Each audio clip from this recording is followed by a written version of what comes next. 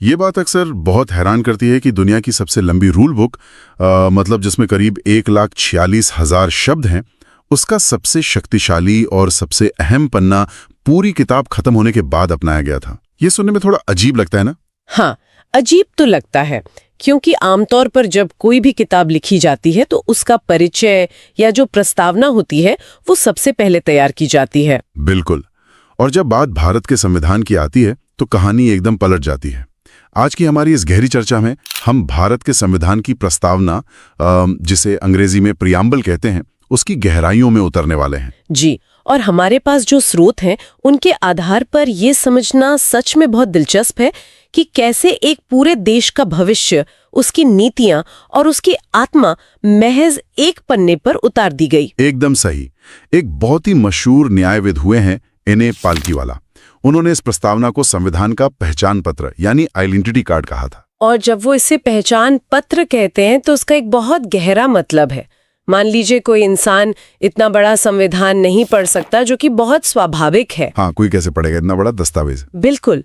तो अगर किसी को सिर्फ ये समझना हो कि भारत नाम का ये देश किस दिशा में जाना चाहता है, इसके मूल आदर्श क्या हैं, तो उसे सिर्फ वो एक पन्ना पढ़ने की जरूरत है। मतलब हमारी आज की चर्चा का मुख्य उद्देश्य यही है कि हम इस पहचान पत्र को डिकोड करें। हाँ। हम ये समझेंगे कि आधुनिक भारत की नींव रखने वाले ये चंद शब्द आखिर कहाँ से आए, इनका असली मतलब क्या है और आज भी ये कैसे प्रासंगिक हैं। जी, और ये सिर्फ कुछ भारी भरकम शब्दों का समूह नहीं है, बल्कि उन लोगों का एक पूरा विजन है जिन्होंने इस देश को आजाद कराया था। और शायद इसीलिए इसे सबसे अंत में अपनाया गया, ताकि ये सुनिश्चित हो सके कि ये पूरी किताब के सार से मतलब पूरी तरह मेल खाता है।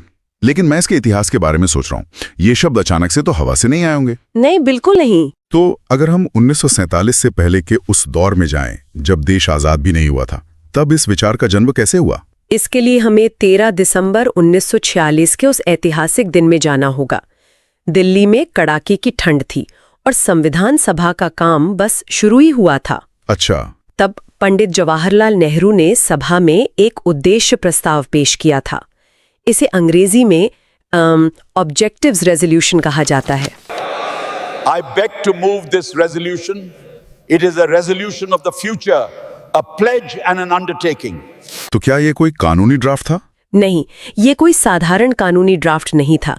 ये दरअसल इस बात का एक वैचारिक खाका था कि आजाद भारत कैसा दिखेगा। नेहरू जी ने उस दिन जो भाषण दिया था, उसमें एक आजाद, संप्रभु और लोकतांत्रिक भारत का सपना था। और फिर इसी पर चर्चा हुई होगी। जी, इसी प्रस्ताव पर कई हफ्तों तक गहन चर्चा हुई और आखिरकार 22 जनवरी 1947 को इसे सर्वसम्मति से अपना लिया गया। और यही उद्देश्य प्रस्ताव अपने थोड़े परिष्कृत और बदले हुए रूप में आज हमारे संविधान की प्रस्तावना है। अरे वाह! तो क्या हम इसे एक फिल्म के ट्रेलर या किसी इमारत के ब्लूप्रिंट की तरह देख सकते हैं?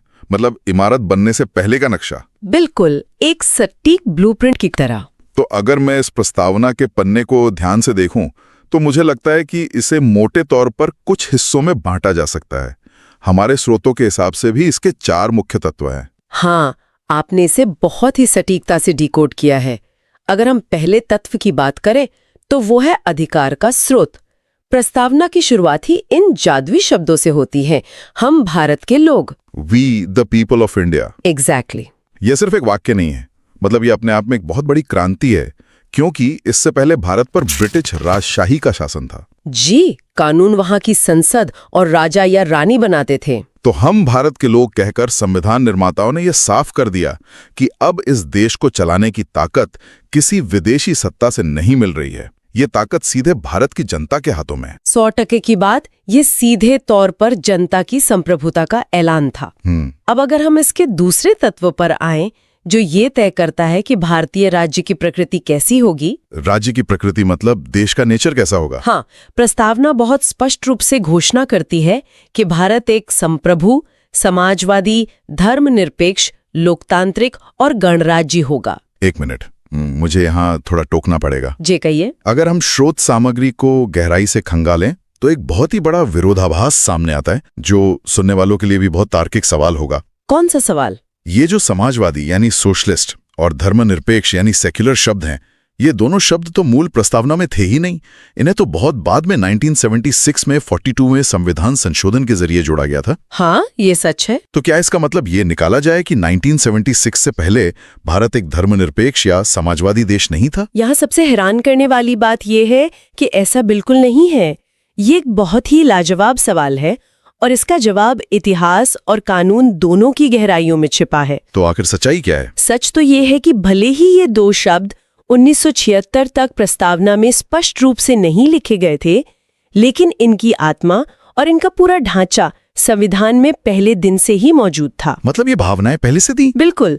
Doctor B.R. अम्बेडकर और अन्य निर्माताओं ने जो सिस्टम बनाया था वो स्वभाव से ही धर्मनिरपेक्ष और समाजवादी था। 1976 में जो हुआ वो सिर्फ उन छुपे हुए अर्थों को एक नाम देना और एक लेबल लगाना था। चलिए अब इन भारी भरकम शब्दों को थोड़ा विस्तार से समझते हैं। अगर कोई आज ये जानना चाहे कि भारत की धर्मनिरपेक्षता बाकी दुनिया से कैसे अलग है, तो उसे ये कैसे समझाया जाए? ये समझना बहुत जरूरी है, क्योंकि पश्चिमी देशों का मॉडल, जिसे हम नेगेटिव सेक्युलरिज्म या नकारात्मक धर्मनिरपेक्षता कह सकते हैं, वो हमारे मॉडल से बिल्कुल अलग है। मतलब वहाँ राज्य और धर्म का कोई लेना देना नहीं होता है ना? एकदम सही। अगर आप अमेरिका या फ्रांस जैसे देशों को देखें तो वहाँ राज्य और धर्म के बीच एक सख्त दीवार है। राज्य धर्म के मामलों में पूरी तरह से अंधा और तटस्थ रहता है। और भारत में? भारत की सच्चाई बहुत अलग थी। यहाँ का समाज कई धर्मों, मान्यताओं और परंपराओं से मिलकर बना है।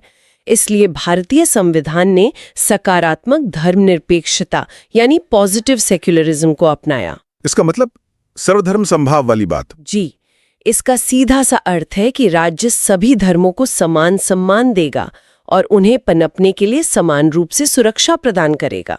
1976 में सेक्युलर शब्द जुड़ने से पहले ही हमारे संविधान के अनुच्छेद 25 से लेकर 28 तक में यह आज़ादी दी गई थी। मतलब हर नागरिक को अपने धर्म को आबाद रूप से मानने और प्रचार करने की आज़ादी पहले से थी? बिल्कुल। यहाँ तक कि 1974 में ही सुप्रीम कोर्ट ने एक फैसले में स्पष्ट कर दिया था कि धर्मनिरपेक्ष राज्य शब्द भले ही प्रस्तावना में ना हो, लेकिन संविधान निर्माता बिल्कुल ऐसा ही राज्य बनाना चाहते थे। समझ गया। मतलब बिल्डिंग का ढांचा तो सेकुलर ही था, बस बाहर का बोर्ड 1976 में लगाया गया। बहुत ही सही एनालॉजी है ये। और ये जो समाजवादी या सोशलिस्ट शब्द है, इसके बारे में क्या कहेंगे? अक्सर समाजवाद सुनते ही दिमाग में कार्ल मार्क्स, रूस की क्रांति या कम्युनिस्ट विचारधारा आने लगती है, जहां सब कुछ सरकार के कंट्रोल में होता है। हाँ, लेकिन भारतीय समाजवाद उस कम्युनिस्ट या राज्य समाजवाद से कोसों दूर है। हमारे स्रोतों के अनुसार भारतीय मॉडल एक लोकतांत्रिक समाजवाद है। लोकतांत्रिक समाजवाद मतलब मिक्स्ड इकोनॉमी? एकदम सही। इसमें विश्वास किया जाता है कि सार्वजनिक क्षेत्र यानी सरकारी कंपनियां और निजी क्षेत्र यानी प्राइवेट कंपनियां दोनों एक साथ कंधे से कंधा मिलाकर काम करेंगे। मतलब किसी की संपत्ति छीनना मकसद नहीं है? बिल्कुल नहीं। इसका मुख्य लक्ष्य गरीबी, अज्ञानता, बीमारी और अवसरों की असमानता को जड़ से खत्म करना है। और मैंने पढ़ा है कि ये भी कोई नया विचार नहीं था जो 1976 में अचानक आ गया हो। 1955 में ही कांग्रेस पार्टी ने अपने आबादी अधिवेशन में बाकायदा एक प्रस्ताव पारित किया था। जी, उस अधिवेशन में ये तय हुआ था कि भारत एक समाजवादी पैटर्न के समाज की स्थापना करेगा। और सुप्रीम कोर्ट ने भी बाद में कई बार कहा है कि भारतीय समाजवाद दरअसल मार्क्सवाद और गांधीवाद का एक अनोखा मिश्रण है, जिसका झुकाव गांधीवादी समाजवाद की तरफ ज्यादा है। बिल्कुल। चलिए, तो हमने समाजवादी और धर्मनिरपेक्ष को तो डिकोड कर लिया। राज्य की प्रकृति को परिभाषित करने वाले बाकी 3 शब्द हैं संप्रभु, लोकतांत्रिक और गणराज्य। संप्रभु यानी सॉवरेन का मतलब तो बहुत सीधा है कि भारत अपने आंतरिक और बाहरी फैसले लेने के लिए पूरी तरह से आजाद है। मतलब हम किसी विदेशी सत्ता के अधीन नहीं हैं। हाँ, संयुक्त राष्ट्र या कॉमनवेल्थ का सदस्य होने से भारत की इस आजादी पर कोई आंच नहीं आती। और जब हम कहते हैं कि भारत एक लोकतांत्रिक या डेमोक्रेटिक देश है, तो ये सिर्फ हर 5 साल में वोट डालने वाली बात नहीं है ना? बिल्कुल नहीं। प्रस्तावना जिस लोकतंत्र की बात करती है वो बहुत व्यापक है। ये केवल राजनीतिक लोकतंत्र नहीं है, बल्कि इसमें सामाजिक और आर्थिक लोकतंत्र भी शामिल है। सामाजिक और आर्थिक लोकतंत्र से आपका क्या मतलब है? मतलब इसमें वयस्क मताधिकार यानी हर बालिग को वोट देने का हक, कानून का शासन, एक स्वतंत्र न्यायपालिका और भेदभाव की अनुपस्थिति शामिल है। डॉक्टर अंबेडकर का मानना था कि राजनीतिक लोकतंत्र तब तक नहीं टिक सकता जब तक कि उसके आधार में सामाजिक लोकतंत्र ना हो। क्या बात है। और ये जो आखिरी शब्द है गणराज्य, जिसे रिपब्लिक कहते हैं, कई बार लोग लोकतंत्र और गणराज्य को एक ही समझ लेते हैं। हाँ, ये एक बहुत आम गलतफहमी है। क्योंकि ब्रिटेन एक लोकतंत्र है पर गणराज्य नहीं है। वहां का मुखिया आज भी राजा या रानी होते हैं जो वंशानुगत होते हैं, जबकि रिपब्लिक का मतलब है कि देश का प्रमुख हमेशा एक चुना हुआ व्यक्ति होगा, जैसे हमारे राष्ट्रपति। यही तो पेच है जिसे समझना जरूरी है। गणराज्य होने का मतलब सिर्फ एक निर्वाचित प्रमुख का होना ही नहीं है, इसके दो और बहुत गहरे मायने हैं। वो क्या हैं? पहला ये कि राजनीतिक संप्रभुता किसी एक राजा या व्यक्ति के हाथ में नहीं बल्कि जनता के हाथों में है, और दूसरा समाज में किसी भी विशेषाधिकार प्राप्त वर्ग की अनुपस्थिति। मतलब कोई वीआईपी क्लास नहीं होगी जन्म से। एग्जैक्टली।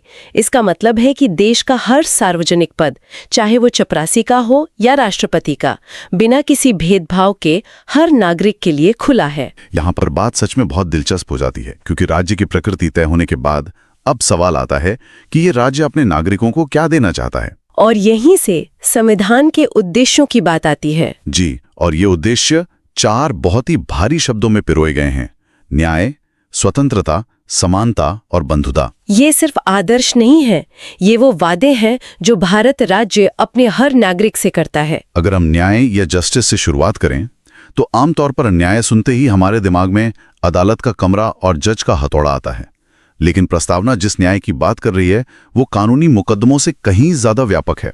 यह बहुत ही सटीक अवलोकन है। प्रस्तावना में 3 तरह के न्याय की गारंटी दी गई है: सामाजिक, आर्थिक और राजनीतिक न्याय। सामाजिक न्याय का मतलब तो ये हुआ कि समाज में जाति, रंग, धर्म या लिंग के आधार पर किसी के साथ भेदभाव नहीं होगा। जी, किसी खास वर्ग को जन्म से कोई विशेषाधिकार नहीं मिलेगा और पिछड़े वर्गों की स्थिति सुधारने का प्रयास किया जाएगा। और आर्थिक न्याय का अर्थ है कि पैसे या संपत्ति के आधार पर भेदभाव नहीं होगा। मतलब ऐसा न हो कि देश की सारी दौलत कुछ चंद लोगों के हाथों में सिमट जाए। बिल्कुल। और जब हम सामाजिक और आर्थिक न्याय को मिला देते हैं तो उसे वितरणात्मक न्याय या डिस्ट्रीब्यूटिव जस्टिस कहा जाता है। और राजनीतिक न्याय? वो यह सुनिश्चित करता है कि हर व्यक्ति की सरकार तक समान पहुंच हो। दिलचस्प बात यह है कि न्याय का यह त्रिस्तरीय विचार 1917 की रूसी क्रांति के आदर्शों से प्रेरित है। यह सच में हैरान करने वाला है कि हमारे संविधान निर्माताओं ने पूरी दुनिया के बेहतरीन विचारों को कितनी खूबसूरती से एक जगह पिरोया है।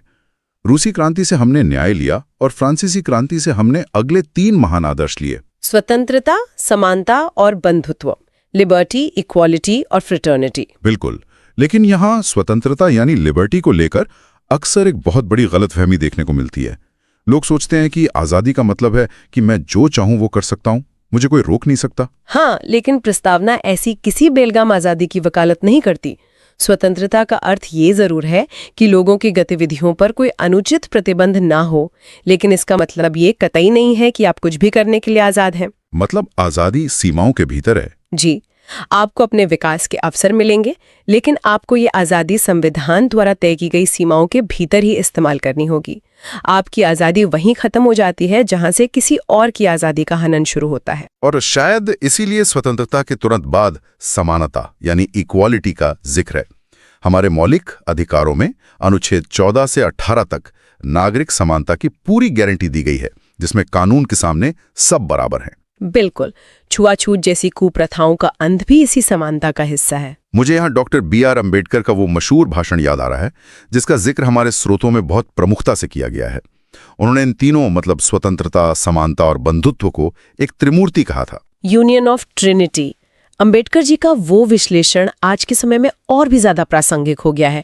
उन्होंने समझाया था कि आप न्याय, स्वतंत्रता और समानता को अलग अलग खानों में नहीं रख सकते। मतलब ये आपस में जुड़े हुए हैं। हाँ, समानता के बिना स्वतंत्रता कुछ ही लोगों का वर्चस्व पैदा करेगी और स्वतंत्रता के बिना समानता व्यक्तिगत पहल को खत्म कर देगी। इसे एक उदाहरण से समझने की कोशिश करते हैं। मान लीजिए बाजार में सबको व्यापार करने की आज़ादी है, लेकिन अगर वहां आर्थिक समानता नहीं है तो एक बहुत बड़ी कॉरपोरेट कंपनी छोटे दुकानदारों को पूरी तरह से खत्म कर देगी। बहुत ही शानदार एनालॉजी है और इसका उल्टा भी उतना ही सच है।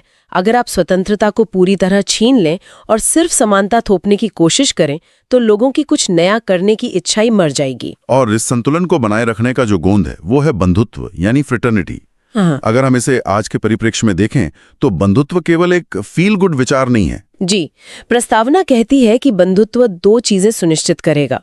पहला, व्यक्ति की गरिमा और दूसरा, देश की एकता और अखंडता। वैसे जानकारी के लिए बता दूं कि ये जो अखंडता या इंटेग्रिटी शब्द है ये भी 1976 में जोड़ा गया था। मुझे लगता है कि एकल नागरिकता या सिंगल सिटीजनशिप का जो प्रावधान है वो इसी बंधुत्व को जमीन पर उतारने का एक बहुत बड़ा टूल है। आपकी बात बिल्कुल सही है। के.एम. मुंशी जी ने कहा था कि व्यक्ति की गरिमा का मतलब ये मानना है कि हर इंसान का व्यक्तित्व पवित्र है। तो ये सारी दार्शनिक बातें तो बहुत अच्छी लगती हैं, लेकिन तो इस सब का आखिर क्या मतलब है? मतलब क्या अदालत में इनका कोई कानूनी वजन है? ये एक बहुत महत्वपूर्ण सवाल खड़ा करता है। इस सवाल ने भारत के कानूनी इतिहास में भूचाल ला दिया था कि क्या ये एक पन्ने की प्रस्तावना संविधान का हिस्सा है भी या नहीं। ये तो अजीब बात है। जो चीज किताब के पहले पन्ने पर छपी है उसी पर बहस हो रही है कि वो हिस्सा है या नहीं। ये शुरू कैसे हुआ? इसकी शुरुआत हुई 1960 में बेरूबाड़े यूनियन मामले से। तब सुप्रीम कोर्ट ने कहा कि प्रस्तावना संविधान निर्माताओं के दिमाग को पढ़ने की कुंजी तो है, लेकिन तकनीकी रूप से ये संविधान का हिस्सा नहीं है। तो फिर ये फैसला पलटा कैसे? आज तो हम इसे अभिन्न अंग मानते हैं। कहानी में ऐतिहासिक मोड़ आया 1973 में केशवानंद भारती मामले के साथ। सुप्रीम कोर्ट में 13 जजों की एक बेंच बैठी, जो भारतीय इतिहास की अब तक की सबसे बड़ी बेंच है। 13 जजों की बेंच। और फैसला भी 7 और 6 की मामूली अंतर से आया था, है ना? जी, इसी मामले में सुप्रीम कोर्ट ने माना कि प्रस्तावना संविधान का अत्यंत महत्वपूर्ण और अभिन्न अंग है। बाद में 1995 के LIC ऑफ इंडिया मामले में भी इसे दोहराया गया। अगर मैं इसे एक एनालॉजी से समझूं, क्या हम कह सकते हैं कि प्रस्तावना उन जजों के लिए एक लाइट हाउस की तरह है जो कानूनी अस्पष्टता के तूफानों के बीच रास्ता खोज रहे होते हैं? ये लाइट हाउस वाली उपमा बहुत ही सटीक है। जज सच में इसी रोशनी में कानूनों की व्याख्या करते हैं, लेकिन ये ध्यान रखना होगा कि इसके प्रावधान सीधे तौर पर अदालतों द्वारा लागू नहीं किए जा सकते। ये नॉन जस्टिसिएबल हैं। आसान भाषा में मतलब मैं अदालत जाकर ये नहीं कह सकता कि प्रस्तावना के आधार पर मुझे नौकरी दिलाओ। बिल्कुल नहीं। और जहां तक संशोधन की बात है, अनुच्छेद 368 के तहत संसद इसमें संशोधन कर सकती है, जैसे 1976 में हुआ था। लेकिन वो एक शर्त के साथ है ना? लेकिन इसके मूल ढांचे को नष्ट नहीं कर सकते। मतलब आप इमारत की रंग रोगन कर सकते हैं लेकिन नींव नहीं खोद सकते हैं। एकदम सही। ये सच में एक बहुत ही खूबसूरत संतुलन है। अगर हम इस पूरी चर्चा का सार निकालें तो ये बात साफ हो जाती है कि प्रस्तावना केवल एक परिचय नहीं है। जी, के.एम. मुंशी के अनुसार ये हमारे संप्रभु लोकतांत्रिक गणराज्य की जन्म कुंडली है। और इसी बात से मेरे मन में एक बहुत ही गहरा विचार आ रहा है जिसे मैं सुनने वालों के लिए छोड़ना चाहता हूं। ध्यान दीजिए कि प्रस्तावना की शुरुआत होती है हम भारत के लोग से और अंत होता है खुद को ये संविधान सौंपते हैं पर। इसका मतलब है कि वादे के निर्माता और पालन करने वाले हम ही हैं। बिल्कुल। कानूनी बहसों और अदालती फैसलों से परे आज के इस तेजी से ध्रुवीकृत होते समाज में एक सवाल उठता है, क्या बंधुत्व और धर्मनिरपेक्षता को बनाए रखने की असली जिम्मेदारी सिर्फ अदालतों की है या फिर हर दिन एक आम नागरिक द्वारा लिए जाने वाले व्यक्तिगत निर्णयों की? ये बहुत ही सोचने वाली बात है।